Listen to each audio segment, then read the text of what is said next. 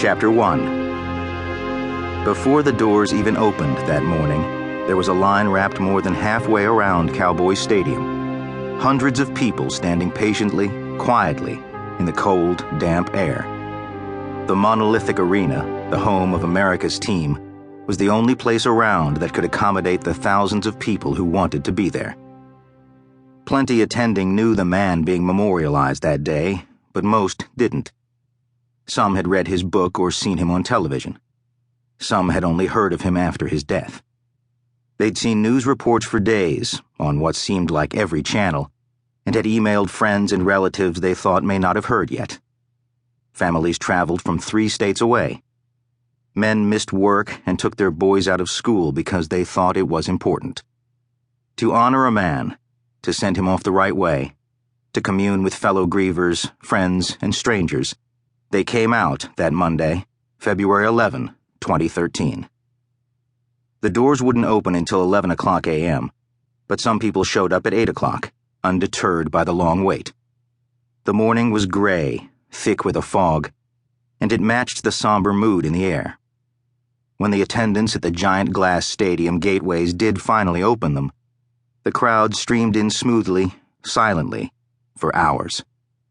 There was the sound of boots shuffling across the floors, of clothing rustling as people made their way in, but there were almost no words from anyone, even the stadium employees operating the metal-detecting wands.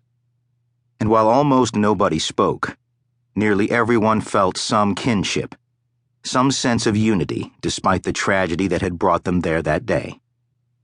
There were businessmen and bikers standing next to each other. There were college kids, young men in jeans and hunting boots, young women with their hair pinned back, all stern, stoic. There were straight-faced grandmothers who might not have otherwise left the house that day, and widows who came because their loved ones couldn't. Most people wore black. Many wore dress uniforms. Entire teams of Navy SEALs were there, as were other special operations fighters from multiple generations. There were police officers and sheriff's deputies and Texas Rangers. Veterans of World War II, some in wheelchairs, nodded to each other quietly as they made their way into the stadium. Some men had served in Korea, some in Vietnam, some in the First Gulf War.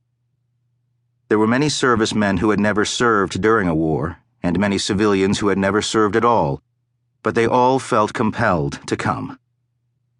The mass of people wanted to be there for him, for this American hero, because he had been there for them. He had always given everything for his family, for his friends, for his SEAL teammates. He'd been there for strangers who needed help, for countrymen who needed protection. The people who had never met him needed to show him how much he meant to them, too.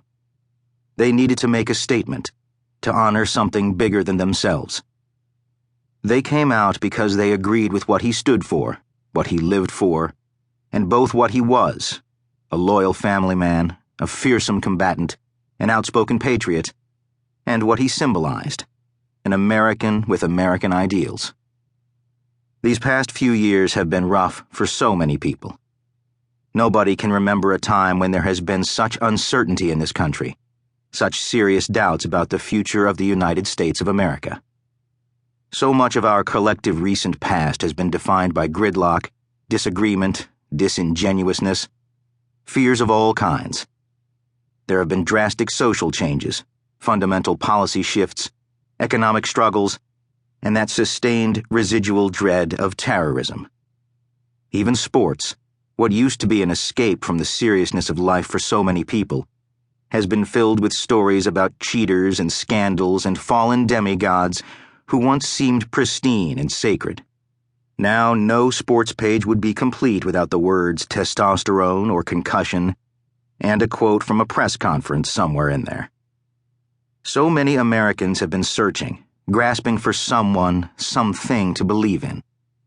People have needed a hero. People have needed an icon, someone larger than life, like the heroes in history books and in movies. They have needed someone strong but humble, someone modest, someone courageous, self-sacrificing, willing to go and do what the rest of us can't or won't.